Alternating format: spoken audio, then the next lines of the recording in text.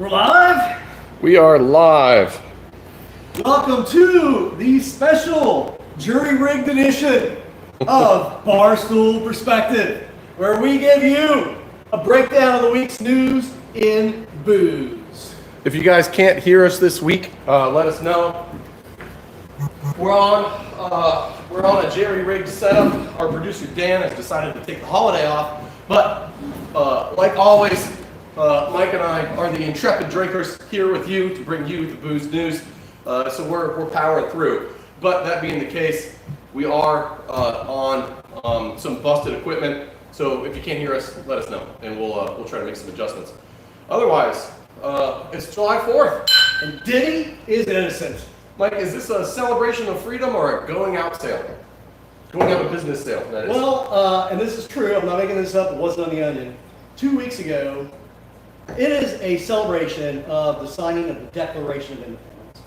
A couple weeks ago, Trump let America know that's the document that ended the Civil War. So that's apparently, that's actually, honest to God, true. Fun. So that's apparently what we're doing today. Well, cheers to that. Longer than life.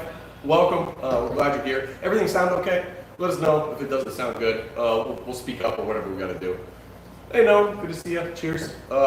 July 4th. This is one of the biggest beer drinking holidays weekends. It's not the biggest. The biggest ones are actually the bumper holidays, Memorial Day and Labor Day. Yeah. Weather's a little bit cooler. There's more cookouts. This one's hot as shit. And we all know, we talked about the weather phenomena where it's below 60 and above 80. People actually drink less. It's that 20 degrees is really nice. But I don't know. How are you feeling? But how's the vibes around drinking culture this July 4th? They're not great for me. I mean, for one thing, and I hate heat. It's too hot for me to even drink beer. And up in the studio, it's so hot that the refrigerator's not working right. So the beer's starting out kind of piss warm right out of the gate. Yeah. So, yeah, I mean, I'm not, I might even go home and whip out the blender that I pull out like 2 times a year and make some fruity little ice drinks. Oh, yeah. All right, there we go. Yeah. I picked up a new bottle of rum yesterday, so yeah, I mean, I'll do the same. All right, let's jump right into it. We're going to start with the, I guess, biggest news of the week that kind of transcends all industries but does impact booze as well. The big, beautiful bill, the budget bill that is going to increase our debt to a significant degree, has an implication for the alcohol industry, which is where we're going to try to keep this focused and not try to get too upset with ourselves. Yeah. Tipped workers don't have to pay taxes on their tips for the next 3 years. Which will impact 2 to 3% of the American workforce, in theory, Mhm. before that expires, unlike the tax cuts for billionaires, which are permanent, and unlike the cuts to the healthcare system, which is estimated short term, probably about 12 million people are going to lose health care within the next year. I saw to 17. Yeah, it's more like there's like another 4 indirectly. So it's 16, 17 million people. Listen, did if you're on not- Medicaid, you probably shouldn't be drinking anyway, so, you know, They it's did- fine, Mike. Yeah, sure.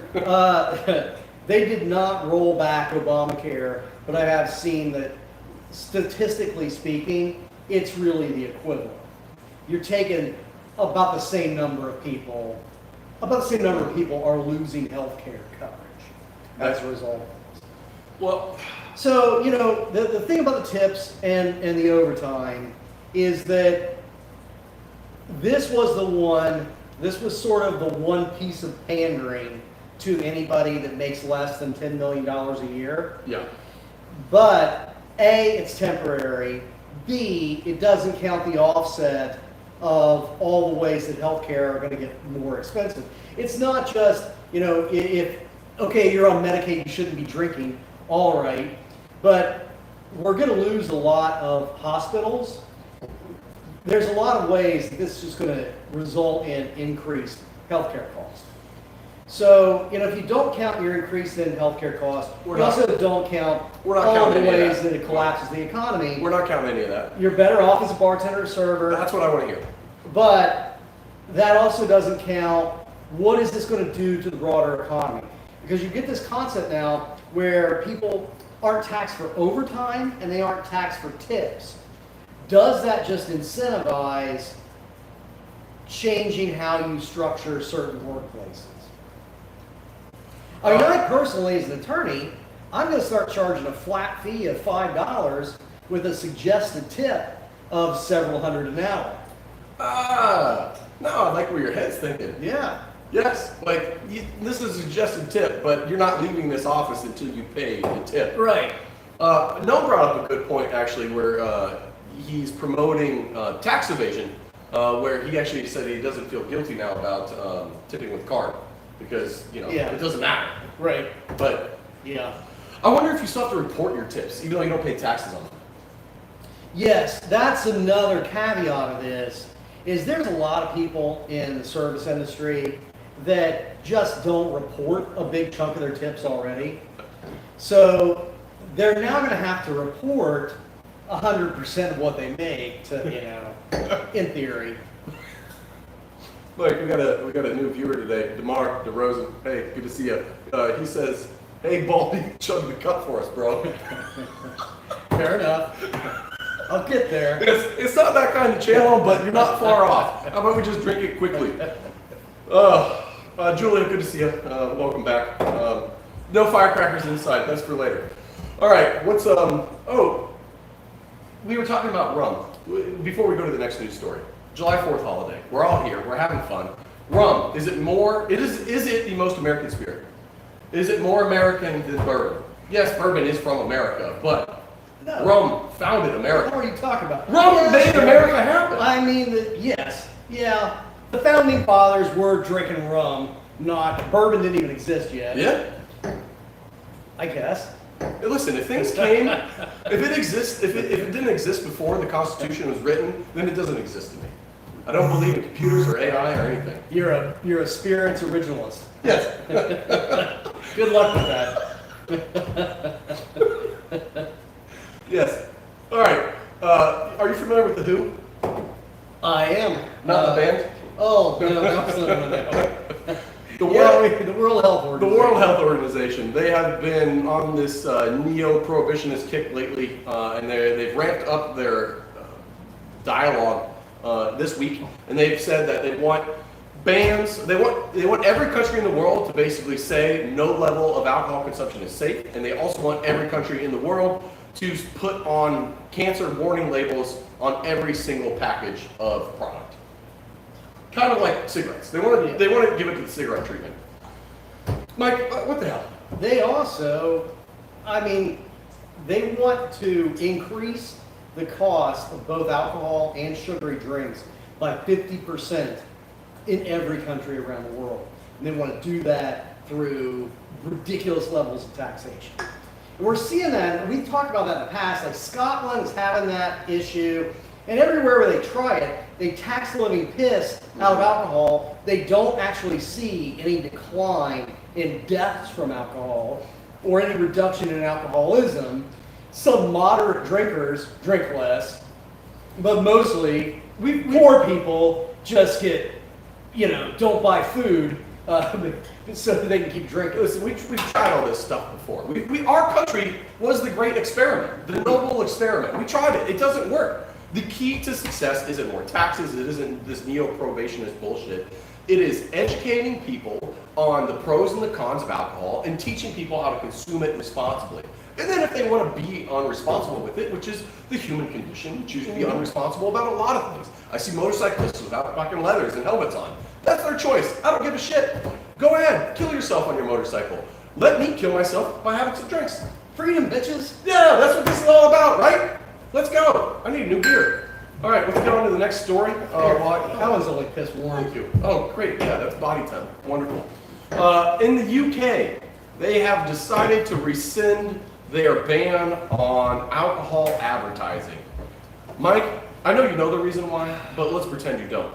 Could you guess why the UK rescinded their idea to ban all alcohol advertising? Because everyone that makes alcohol lost their shit. Yes, that's exactly why. Including the sports industries and the gambling industries and all that. They're like, hey, we're all in this together. You can't ban them. If you can't market, that means that you can't support a soccer team, or as they incorrectly refer to it over there, football. Yes, football. Yes. Yeah. So they quickly went back on that, and part of it too was there was some conditional crap with the tariffs and the U.S.-UK trade deal where they had to go back on it too. So that's a win. That's a win for the government, I guess. Sure. All right, Mike. Speaking of freedom, craft beer has the freedom to continue to suck, I guess is a good way to put it. It's doing bad. Yeah, I'll tell you how bad it's doing, and then you tell us why. We're talking in the last 4 weeks, which is a month, give or take. They are down 9% by dollars and 11% by volume. God. Which is an insane amount of liquid. That is crazy. 10% is just massive amounts of volume of liquid. We're talking like the whole short end of the brewery, craft brewery thing is just closing. However, the truly sad part about this is that the numbers indicate that those at the top, as in Sierra Nevada, Ranger, and all the AB InBev owned brands, are actually growing. So who's losing 11% of their volume as an industry? Businesses. Small businesses, exactly. I mean, Sierra Nevada is still independently owned. Mm-hmm.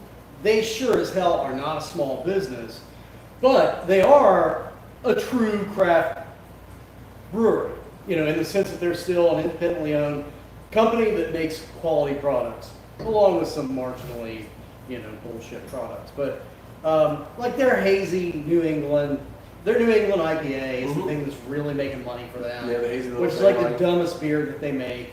But it is still, you know, it's a I well-made. like this one. This is the hazy line. It's a well-made New England. Yeah. Yeah. Yeah, but they're they're still huge. They're still a big business, even if they are independent. And like that's what we all should aspire to as craft breweries. But the fact that like 11% of the industry as a whole is doing bad, and most of that's coming from the short tail, that means we got breweries closing. Means we got breweries on the verge of closing. And this is Down supposed to be 11%. It's more than 11% of the industry. Yes, exactly. Yes. So it's because it's impacting breweries. So 11% of the industry is well, I mean, I guess I don't know the total volume, but it doesn't matter. We'll say it's 5 million barrels. 11% of 5 million barrels is 500,000 barrels. So that's coming from small breweries, and small breweries make on average less than 1,500 barrels. So we're talking just massive amounts of crushing. It's a lot of small businesses going out of business. Still be impacted by tariffs on aluminum, tariffs on cans, blah, blah. Mike, do you Who's doing well? Oh, okay. We'll say we can give some brands. That's a good idea. Kona, which is Anheuser-Busch. Yeah. Wicked Wheat, which is Anheuser-Busch. Elysian Space Dust, Anheuser-Busch. Which was a good beer before AB bought it. I liked Wicked Wheat Pernicious IPA. Yeah, it used to be good too. AB Goose Island's Tropical Bear Hug Double Dry Hop Double IPA is doing well. You're getting dumber and dumber. Yeah. Kieran's New Belgium Voodoo Ranger Imperial IPA. Dumber than still. And last but not least, the Voodoo Ranger Tropical Force Hazy Imperial IPA. How much is that up? 10%. 10 point, no, oh Yeah. shit, Mike. 40%. Oh my God, it's up 40%? Yeah. Yeah. Ah! You take the dumbest of beers, you combine everything that you can do poorly in making a beer, and up 40%. Oh, a little sidetrack here in self-promotion.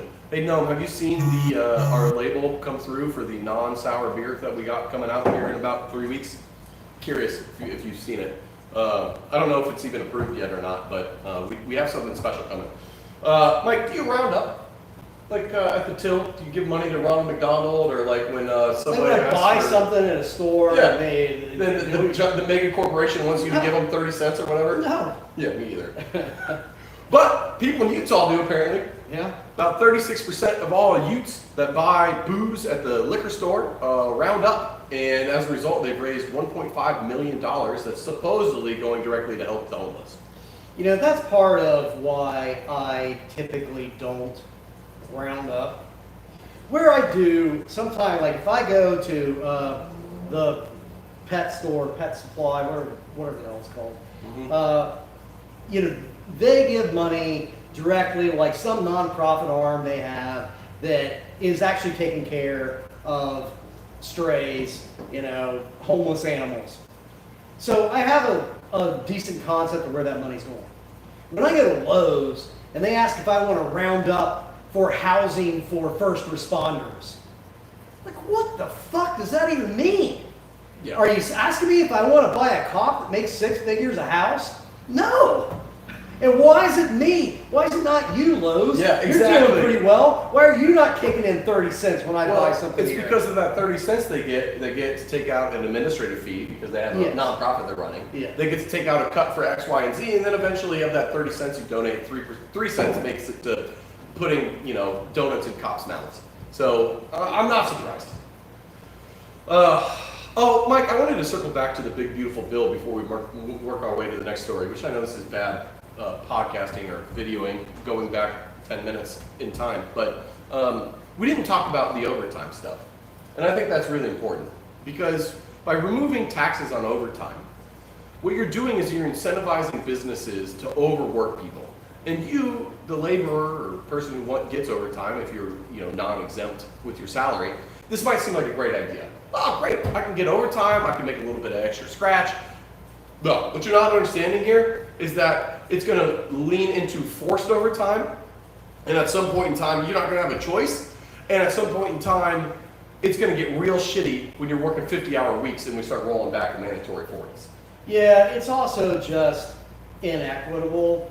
I mean, I don't mean to shit on cops and firemen. Oh, fuck, I didn't even think about how much. We were just talking about cops. They make so much overtime money. Like a lot of cops and firefighters, because of the unions and the way things are structured, their full-time week is like 25, 30 hours.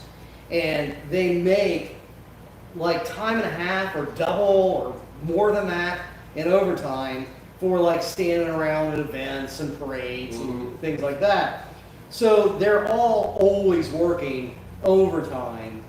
And most of them are already with taxes.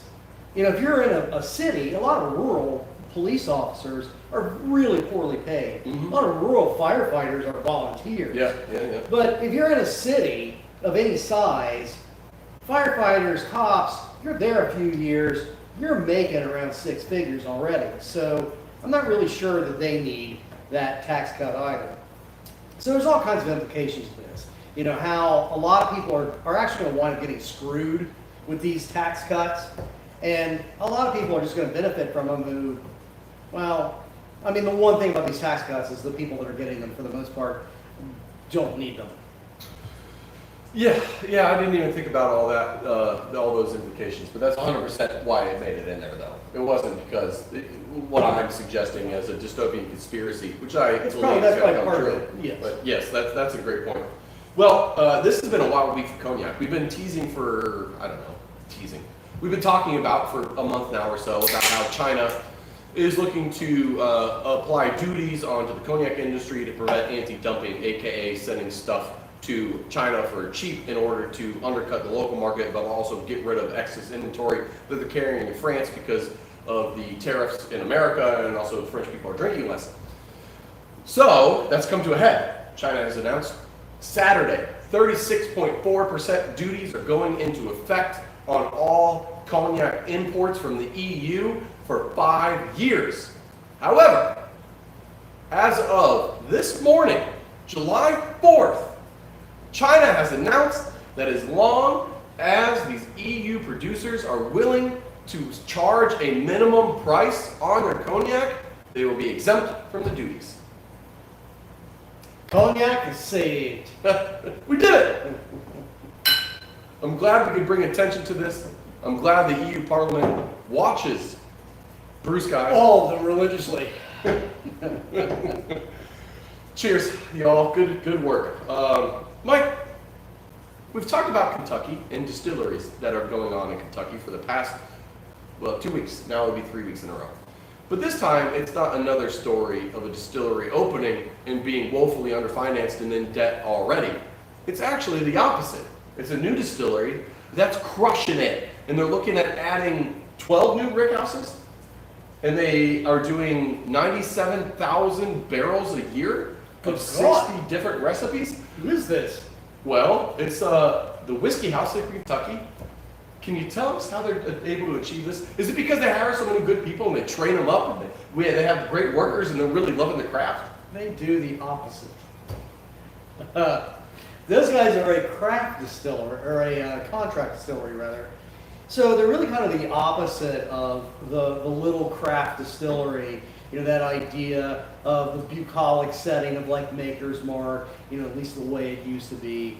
All those little old Kentucky distilleries where the barrels are made, you know, on hand somewhere nearby, and everything is made by hand and craft. Usually the good people in Mexico are making the barrels and they're getting them ready, they're firing them, filling them up with bourbon. Yes. Going into rick houses that might have been built in the 1800s. This company has these really super tech rick houses. So when they're building, climate controlled. when they're building 12 new rick houses, that doesn't mean they're building 12 new barns. They're really specifically climate controlled, a lot of robots and mechanics, and everything is precise. Their distillery, not only is it making, part of how it's making 97,000 barrels a year is that it is entirely automated and it operates 24/7, 365. So, sans workers. Yeah. We're talking entire automation. We're talking the only people that are in this place that aren't robots Yeah. is probably an engineer or two to fix things that are going wrong, and a mechanic or two. Yeah. It's one of the Otherwise- Maytag repairmen went to Yes. work. Otherwise, everything's automated. The rick houses get overturned regularly on their own. The machines can pull them. The machines are making it. Everything is automated. That is bananas. Yeah. It's pretty much the opposite of the whole romantic. Is craft that distillery. craft? No. Is that craft? No. It is not craft. That is not craft. That is corporate bullshit. Science. Sure, we'll call it science. Yeah. Craft? No. Craft to me is taking the science and taking the art and marrying the two to create some form of romanticism. I think this is where I finally settled on this debate. No, we've had this debate. Well, we haven't really debated. We've had this discussion a bunch of times. I think that's where I've landed. This is decidedly not craft. And there's enough craft breweries out there too that do the opposite end, where they don't do any of the science, and it's all just what bullshit can I throw together without thinking about it. That's why they make bad beers. Yes. Beers that taste like dish rag. This is the opposite. There's no soul. It's all science. This is what we do every time. And I'm sure it tastes fine, but I'm guessing it's kind of missing that chutzpah. Yeah. What I don't also understand about the bourbon industry is why do people get all excited about bourbon brands that don't make their own bourbon? They're just buying brands. Like, what are you doing? That's why these people are doing so well. Is you get somebody with some money that wants to do a vanity project. So, you know, they give some bourbon a name.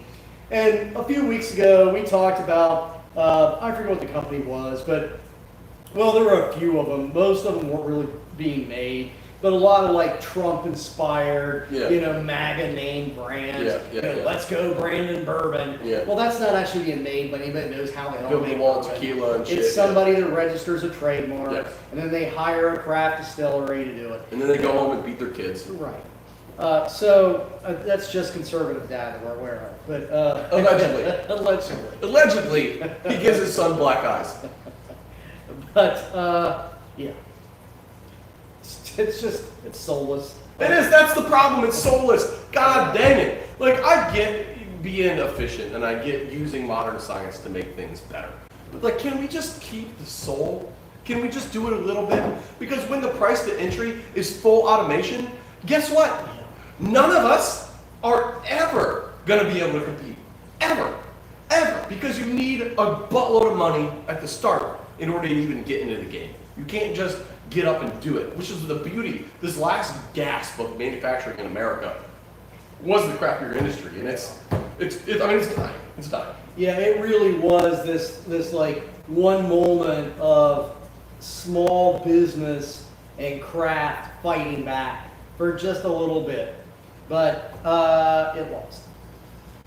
And I sat on my porch this week and drank bourbon with one of my neighbors, and we talked about AI specifically in art. And you know, she is really there's convinced. no AI in art. She's You can't convinced have art with AI. in her soul that people are going to fight back against AI-generated art at some point. And I want to be with it. I want to agree.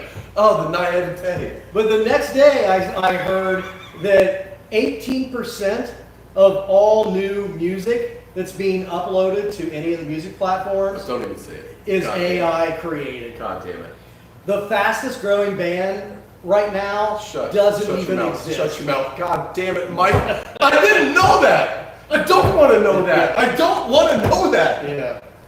Yeah, so I don't know. What percentage of this country does give a shit about No one soul gives a shit. and craft no one and gives a art? shit. No, you brought up a great point. No one gives a shit because look at Voodoo Tropical Fruit Forest Yeah. Imperial bullshit IPA. Right. No one gives a flying fuck. It's not no one, but clearly The not majority. enough, not enough people to fight back in a meaningful way. Jesus Christ. Honestly, the only good use of AI at this point is just to be the government. Just let them run the country. Because they're not going AI to do would worse. do a better job of that. Yes, they would do a better job. Yeah.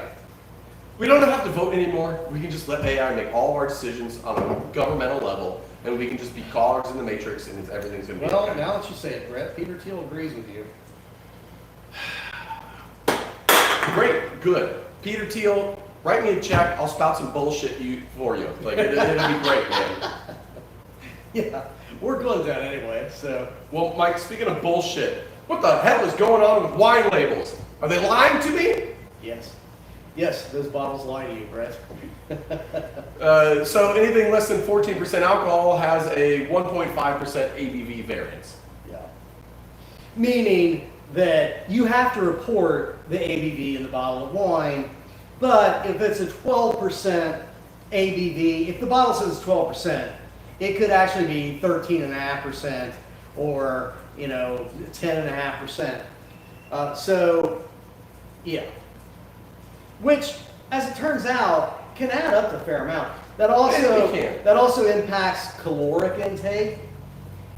It's like up to 20 calories difference. Well, we're talking in one like glass of wine. I think if you were doing that with a beer, we're talking about the difference between a 4% beer, which is like the bottom level of something I'm going to even drink, Right.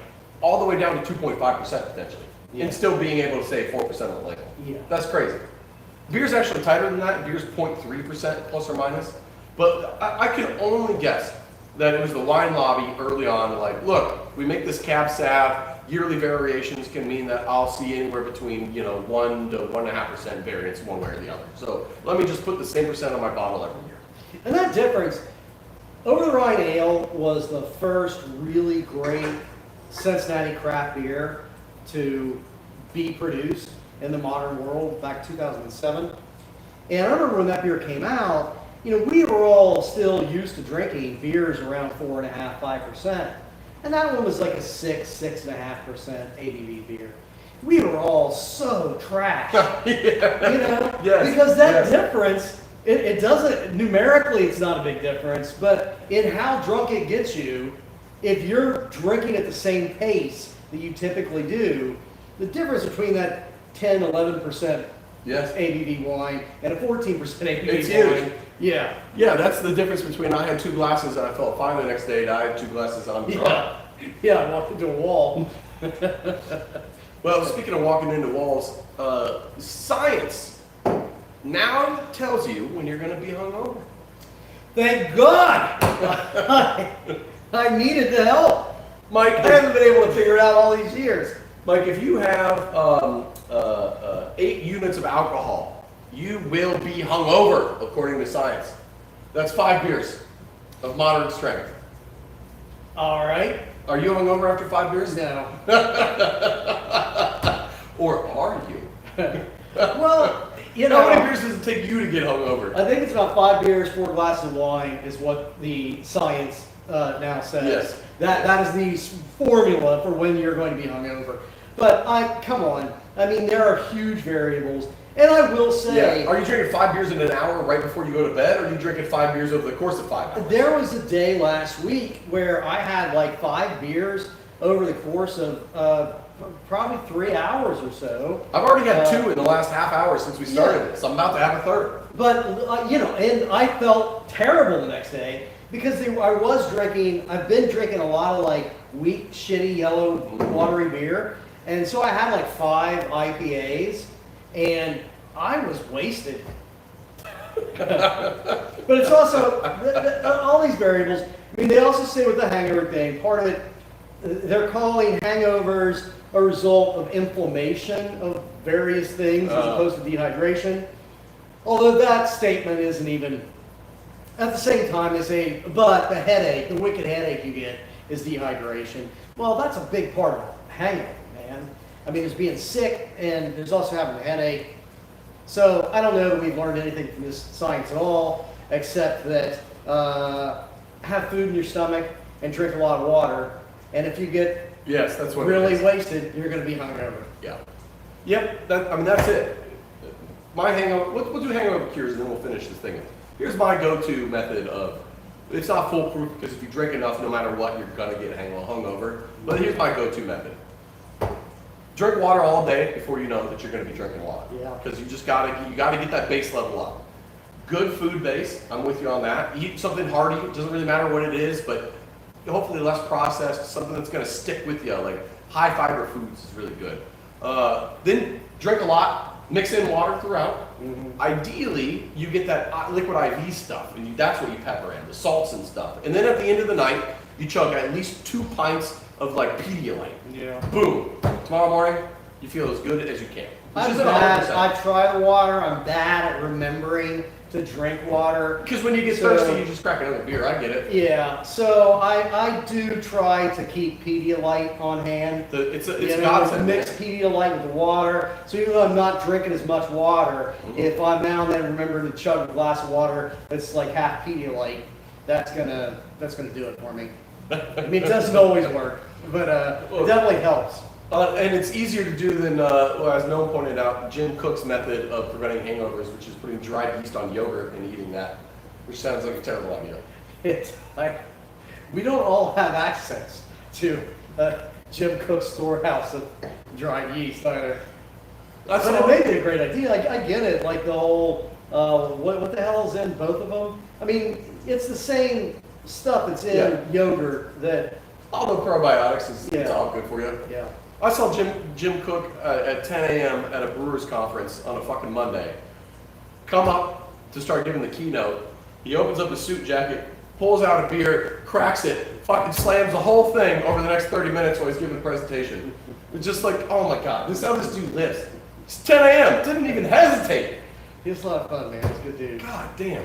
There's a lot of things that I don't understand more, but one of the things I don't understand is why Koch is either Cook, Koch, or Coke, depending on who you are. But not cock. But it's never Cock. It's never cock. But it is Cook, Coke, or Koch.